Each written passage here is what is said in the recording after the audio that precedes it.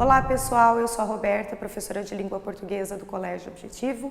Vou fazer a resolução com vocês da prova do desafio de língua portuguesa, questão número 1. Então é sobre uma tirinha de Garfield, em que aparece as expressões snap e I por 3 vezes dentro da primeira tira. Em seguida, Garfield diz, mais uma, snap, I. Bem, John achou todas as armadilhas para rato. A partir da curta informação presente no segundo quadrinho, o que podemos inferir? O que significa a palavra inferir? Inferir significa deduzir a partir de informações que nos foram passadas através do texto verbal ou do texto não verbal, das imagens. Desse modo, a alternativa correta é a alternativa C. O Garfield sabia o número de armadilhas para ratos porque supostamente foi ele quem as colocou. Então, para a questão 1, alternativa C.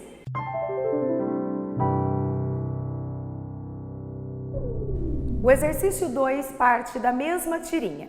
Como enunciado, temos as palavras que aparecem no primeiro quadrinho e se repetem no último são, respectivamente, olha lá, snap e I. Respectivamente quer dizer exatamente na mesma ordem. Snap é uma reprodução do som, portanto, uma onomatopeia. I é uma interjeição. Desse modo, a alternativa correta, alternativa A.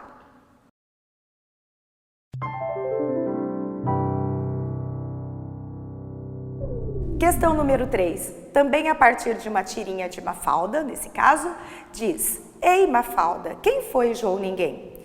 Ninguém, Manolito, quer dizer, João Ninguém significa um homem qualquer, que não é nada. Droga, errei uma resposta na prova de história. Como pergunta, a expressão quer dizer é utilizada para uma retificação, ou seja, uma correção. A Mafalda corrige o Manolito, dizendo que em vez de simplesmente ninguém, ela quer dizer João Ninguém. Então, uma retificação, alternativa C.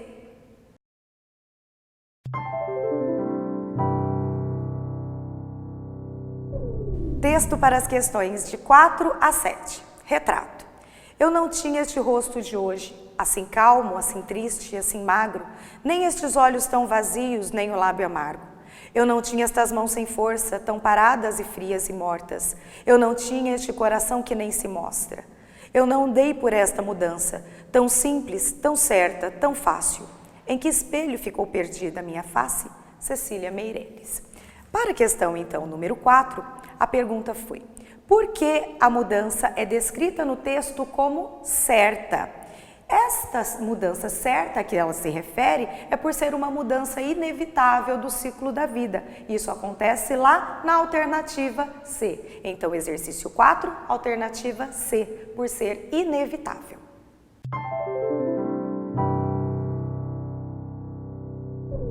Exercício 5.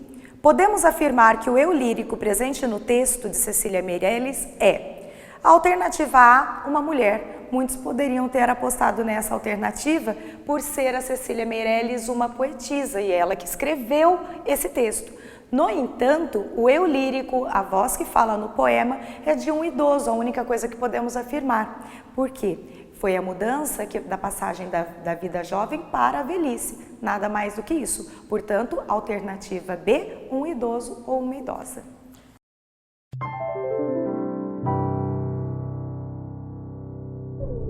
Podemos afirmar que o eu lírico não era. Esse exercício 6, ele depende dos antônimos daquilo que se afirma no texto retrato. No item A, aparece forte.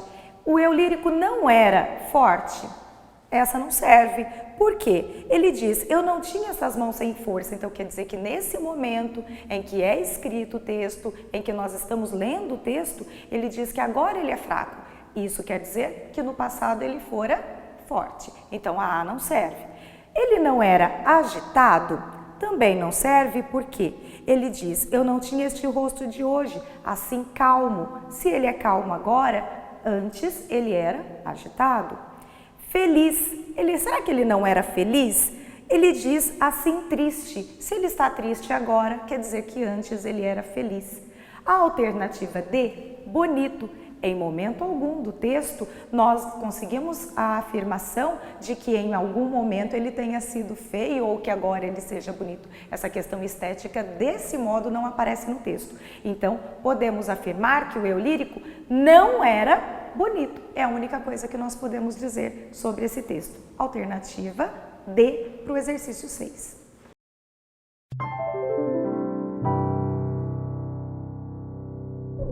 Exercício 7. A expressão sem força pode ser substituída sem prejuízo de sentido por... Esse é um exercício de sinônimo, né? Então, sem força tem o mesmo sentido de inerte, alternativa E. Para o exercício 7, a resposta E.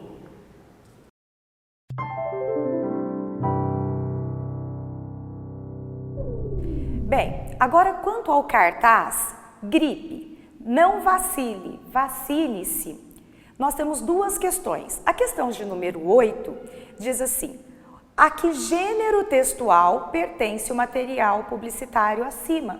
Gênero textual é o tipo de texto e aqui ele se destina. Então, desse modo, a alternativa para o exercício 8, alternativa B, trata-se de um cartaz.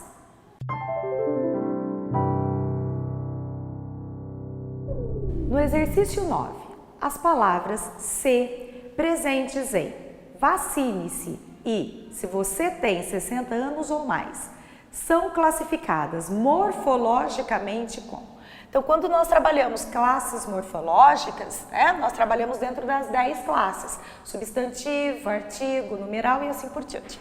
Então, as palavras se de vacine-se e se você tem 60 anos ou mais, classificam-se dentro do primeiro momento como um pronome oblíquo. E se você tem 60 anos ou mais, é a condição, é uma conjunção condicional. Então, pronome oblíquo e conjunção condicional, isso você encontra na alternativa D. Exercício 9, alternativa D.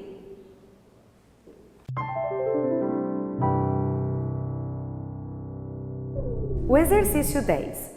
A mensagem "proteja-se você mesmo e os outros" se deve a. Ao fato de o mosquito da dengue poder picar uma pessoa não vacinada e torná-la doente, não convém, não está adequada ao contexto mesmo porque a proposta é a da vacinação contra a gripe e não contra a dengue. Então essa fora.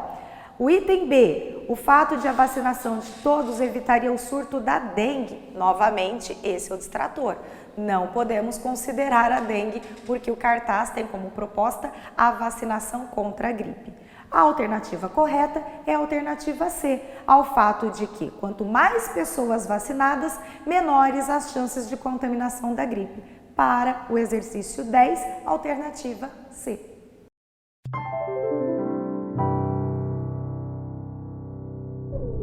Exercício 11. O texto de Luiz Fernando Veríssimo pertence ao gênero textual crônica, mas preserva características dos contos de fada, nos quais é marcante a presença de elementos mágicos e fantasiosos. Podemos identificar tais elementos nas passagens. A princesa e era uma vez, embora seja pertencente ao gênero dos contos de fada, a princesa e era uma vez não é elemento mágico nem fantasioso. Isso se encontra na alternativa B, a bruxa má e a transformação de um homem em rã. Para o exercício 11, alternativa B.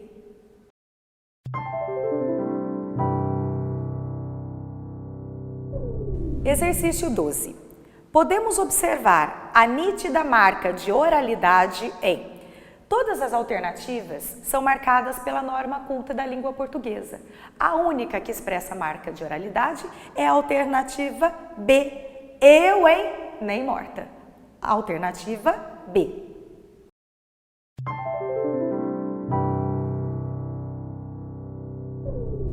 Exercício 13. A passagem. A rã pulou para o seu colo e disse: linda princesa, eu já fui um príncipe muito bonito. Apresenta a figura de linguagem denominada prosopopeia, alternativa E. Figura essa que também pode receber o nome de personificação. Para o exercício 13, alternativa E.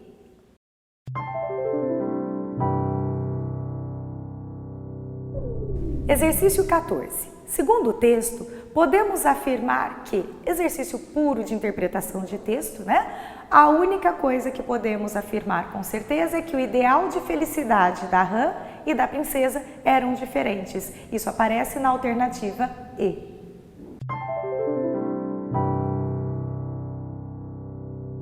Exercício 15. Um beijo teu, no entanto, há de me transformar de novo em um belo príncipe. A expressão destacada pode ser substituída, sem prejuízo de sentido, por. A expressão no entanto é uma expressão adversativa e tem o mesmo sentido de entretanto, alternativa A. Por hoje é só, espero que vocês tenham ido super bem nessa prova. Até mais!